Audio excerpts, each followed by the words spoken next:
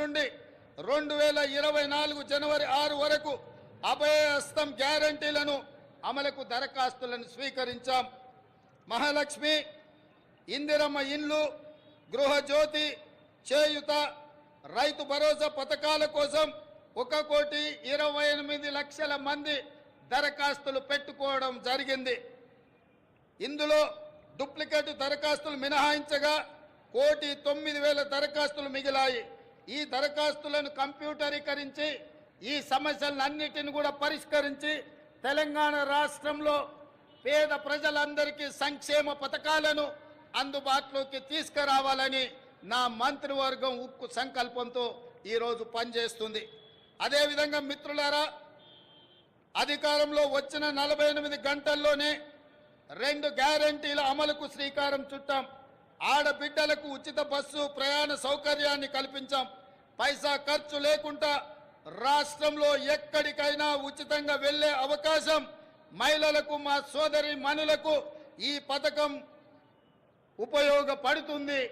ఈనాడు కోట్లాది మంది ఆడబిడ్డలు అమ్మగారింటికైనా, అత్తగారింటికైనా, భద్రాచలం గుడికైనా, సమ్మక్క సారలమ్మ సందర్శనానికైనా కోట్లాది మంది మహిళలు వినియోగించుకుంటున్నారు అనంటే మా ప్రభుత్వానికి ఎంతో సంతృప్తినిచ్చింది ఈ ఉచిత బస్సు ప్రయాణ సౌకర్యం.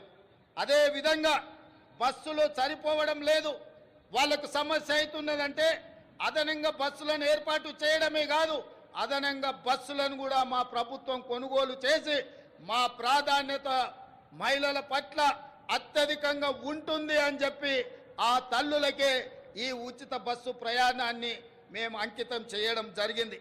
అదేవిధంగా పేదల ఆరోగ్య విషయంలో రాష్ట్ర ప్రభుత్వం ఆనాడు డాక్టర్ వైఎస్ రాజశేఖర రెడ్డి గారు ఉన్నప్పుడు శ్రీమతి సోనియా గాంధీ గారి నేతృత్వంలో ఆరోగ్యశ్రీ పథకాన్ని తీసుకువచ్చి పేద ప్రజలకు ఆరోగ్యాన్ని, కార్పొరేట్ వైద్యాన్ని అందించడం ద్వారా ఆ కుటుంబాలను ఆదుకునే విధంగా ఆనాడు ఆ పథకాన్ని ప్రవేశపెట్టడం జరిగింది.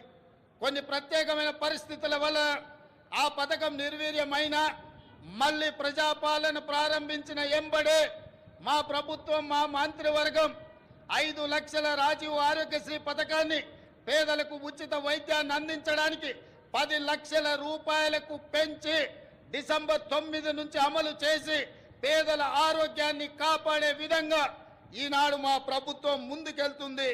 అందుకే ఈరోజు పేదల యొక్క ఆరోగ్యం మా ప్రభుత్వం యొక్క బాధ్యత అని చెప్పి సగర్వంగా నేను తెలియజేస్తున్నాను. అదేవిధంగా యువత ఉద్యోగాల నోటిఫికేషన్లు, పరీక్షల నిర్వహణ పారదర్శకంగా నిర్వహించడానికి తెలంగాణ పబ్లిక్ సర్వీస్ కమిషన్ని ప్రక్షాళన చేశాము. 70 రోజుల్లోనే 30,000 మంది నిరుద్యోగ యువకులకు ఉద్యోగ అవకాశాలు కల్పించి ఉద్యోగ పత్రాలు ఎల్బీ స్టేడియంలో వాళ్ళ కుటుంబ సభ్యుల సమక్షంలో వాళ్ళ కళ్ళల్లో సంతోషాన్ని చూస్తూ మా ప్రభుత్వం నియామక పత్రాలను అందజేయడం జరిగింది. ఈనాడు నిరుద్యోగ యువకుల యొక్క ఉద్యోగ ఉపాధి అవకాశాలు మా ప్రభుత్వం ఎంతో ప్రాధాన్యతతో వాటిని నిర్వహిస్తున్నది. అదేవిధంగా గ్రూప్ 1 నోటిఫికేషన్ ఇచ్చినాం. ఈ నెల 9న ప్రాథమిక పరీక్ష జరగబోతుంది. అదేవిధంగా మెగా డిఎస్సి పోస్టులతో 11,062 ఉద్యోగ నోటిఫికేషన్లు ఇచ్చినాం. తొందరలోనే ఈ టీచర్ల నియామకాలను చేపట్టడం ద్వారా తండాలలో, గూడాలలో, మారుమూల పల్లెల్లో పేదలకు విద్యను అందుబాటులోకి తీసుకొచ్చి ప్రతి పేదవాడికి విద్యను అందించాలన్న లక్ష్యమే మా ప్రభుత్వం యొక్క లక్ష్యము. ఆ దిశగా మేము ప్రయాణం చేస్తున్నాం. అదేవిధంగా వయో పరిమితిని కూడా 44 సంవత్సరాల నుంచి 46 సంవత్సరాలకు పెంచి ఈ ఖాళీలను భర్తీ చేసే నిర్ణయం మా ప్రభుత్వం తీసుకున్నది. మిత్రులారా, రాష్ట్రంలో లక్షల మంది ప్రజల సొంత ఇళ్ల కోసం ఎదురు చూస్తున్నారు. వారి కలలు నెరవేర్చేందుకు భద్రాద్రి రాముడు సాక్షిగా ఇందిరమ్మ ఇళ్ల పథకాన్ని ప్రారంభించాం. పేదల కోసం ఈ ఏడాది 4,50,000 ఇండ్లను మంజూరు చేయడమే కాదు, 22,500 కోట్ల రూపాయలు నిధులు కేటాయించడం ద్వారా ప్రతి శాసనసభ నియోజకవర్గంలో 3,500 ఇళ్లు పేదవాళ్లకు నిర్మించి పేదవాడి సొంత ఇంటి కలను చిరకాల స్వప్నాన్ని మా ప్రభుత్వం పూర్తి చేయాలని దృఢ సంకల్పంతో ముందుకు వెళ్ళడం జరుగుతుంది. అదేవిధంగా విద్యారంగ ప్రక్షాళన తెలంగాణ ఎడ్యుకేషన్ హబ్గా తీర్చిదిద్దాలని సంకల్పించాం. అందుకే ప్రతి మండల కేంద్రంలో అంతర్జాతీయ మోడల్ స్కూళ్లను నిర్మించడం మా బాధ్యతగా భావించి ఆ ప్రయత్నాన్ని ముందుకు తీసుకెళ్తున్నాం.